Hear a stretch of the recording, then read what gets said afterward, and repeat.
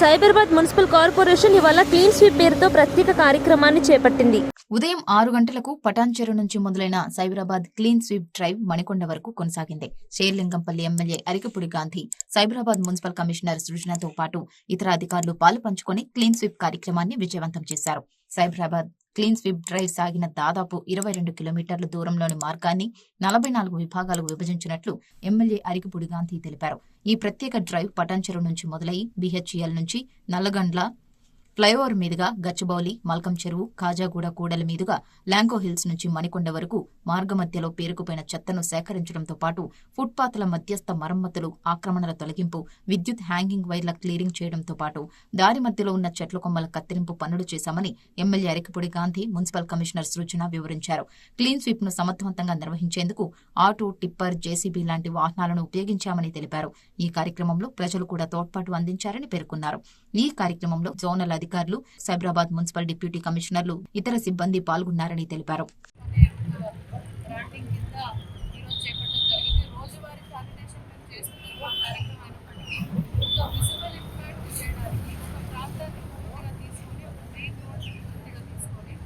అక్కడ ఉండే అన్ని రకాల సమస్యలు, అది ఎంక్రోచ్మెంట్స్ కావచ్చు, చాలా కాలంగా కావచ్చు, రోడ్ మీద వేలాడుతున్న వైర్ కావచ్చు, పనిచేయని స్ట్రీట్ లైట్స్ కావచ్చు, కావచ్చు, అక్కడే పేరుకుపోయిన కన్స్ట్రక్షన్ డెమోలిషన్ ప్లేస్ కావచ్చు, గార్డెన్ కావచ్చు, అన్ని రకాలుగా పూర్తి స్థాయిలో చేసినప్పుడు అక్కడ ఉండే గాంధీ గారి లాంటి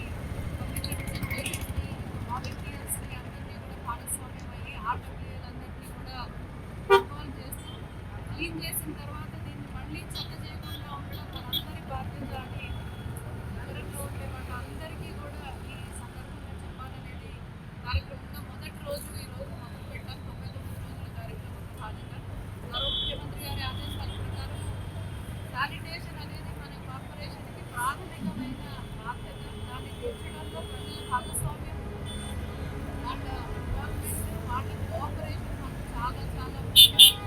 ఈరోజు మనం చేపట్టుకున్నారు ఇంకా ఇలాంటి ఇంకా పెద్దగా చేస్తున్నారు, ఇంకా చాలా మంది కంట్రోల్ చేస్తున్నారు, పెద్ద చేయాలి అని మొత్తానికి సైబరాబాద్ నగరాన్ని ఒక స్వచ్ఛమైన క్లీన్ అండ్ క్లీన్ సిటీగా తీర్చిదిద్దడానికి 99 days భాగంగా చేస్తున్న ఈ మెగా శానిటేషన్ డ్రైవ్కి అందరూ సహకరించాలి.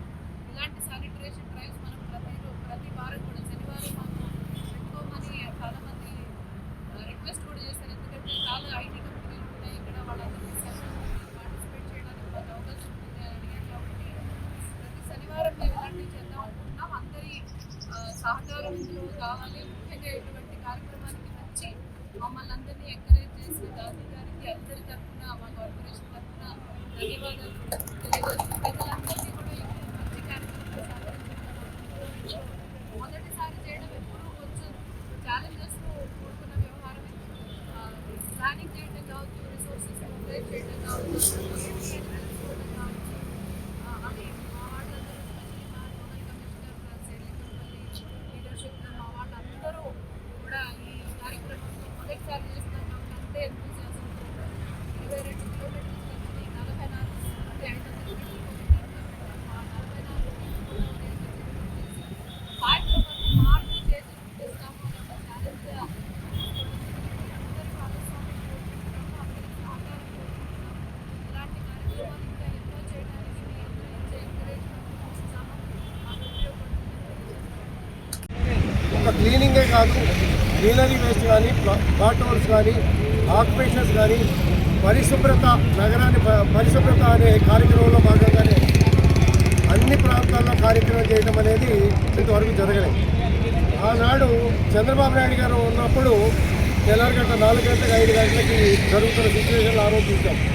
తర్వాత మళ్ళీ ముఖ్యమంత్రి రేవంత్ రెడ్డి గారు వచ్చినాక 99 రోజులు ప్రోగ్రాం పెట్టుకొని, 99 రోజుల ప్రోగ్రామే కాదు, ఎవ్రీ మంత్ కంపల్సరీ 2 days కార్యక్రమం పెట్టాలనే మంచి ప్రోగ్రామే. ప్రోగ్రాం చేయటం ఒక ఎత్తు అయితే, ప్రజల్ని భాగస్వామ్యం చేసి ప్రజలు కూడా ఇవాళ క్లీన్ చేసామంటే మళ్ళీ రేపు వేయటం కాదు, దీన్ని ఇలాగే కాపాడుకోవాలా. 29 రాష్ట్రాల ప్రజానికి ఉన్నారు, IT మిత్రులు ఉన్నారు, షేర్లింగంపల్లి కాన్స్టిట్యూన్సీ అంటే ఒక ప్రెస్టీజియస్ కాన్స్టిట్యూన్సీ, పెద్ద కాన్స్టిట్యూన్సీ, హైయెస్ట్ పాపులేషన్ ఉన్నటువంటి కాన్స్టిట్యూన్సీ. ఈ ప్రాంతాన్ని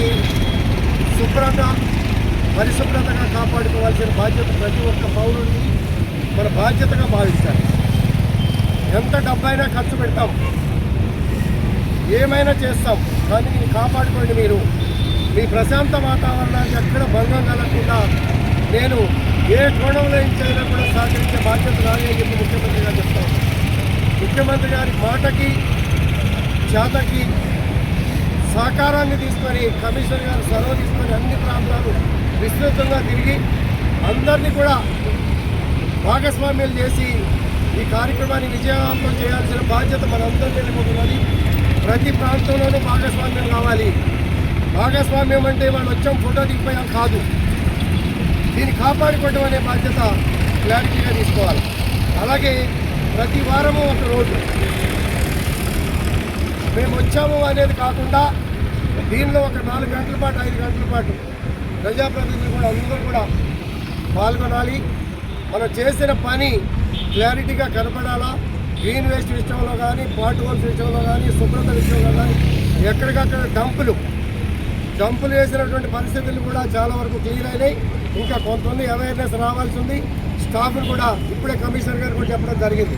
అతి త్వరలో రిక్రూట్మెంట్ చేసి అన్ని ప్రాంతాలకి కూడా విస్తరించి మంచి నగరంగా తీర్చిదిద్దాల్సిన బాధ్యత.